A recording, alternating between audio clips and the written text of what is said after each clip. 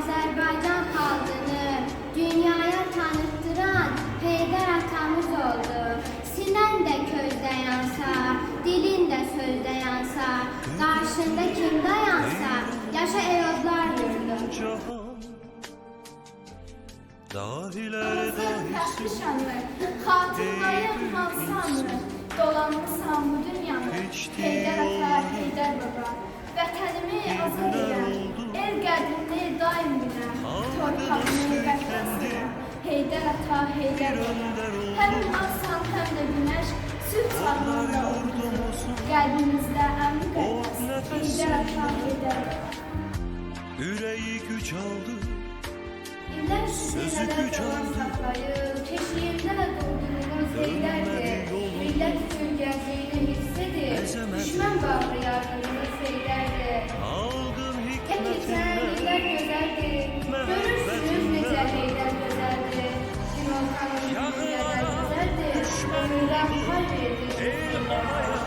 Siper oldu, tarihlere zafer çaldı, Heydər oldu, dahi oldu, Heydər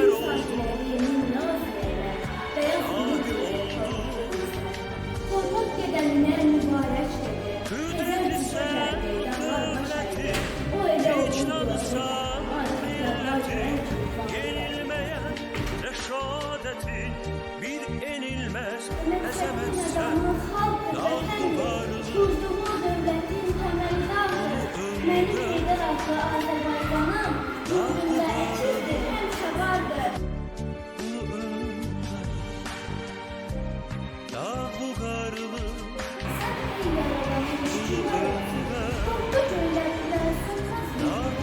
Senin Azərbaycan, gür Azərbaycan, ey vətən vaxtasını sən də güllər at. Onu zaman seçib nə qapıyadır, mətin addımlı, parqa baxışlı, iradəsi bir məqsədə aydın. Tarix unutulmaz, onun yanaşı. Mənim oğlan gülür Azərbaycanı, Heydərə söykənək Heydər də olmaz. O elə büyüdüksə elə ağırdı, bu vətən onunla gələcək cana. Nə xoşumuza verdin Allah'ım bizə, 70-ci illərdə xoş oldu. Xalqın fəaliyyəti bu vətən onunla gələcək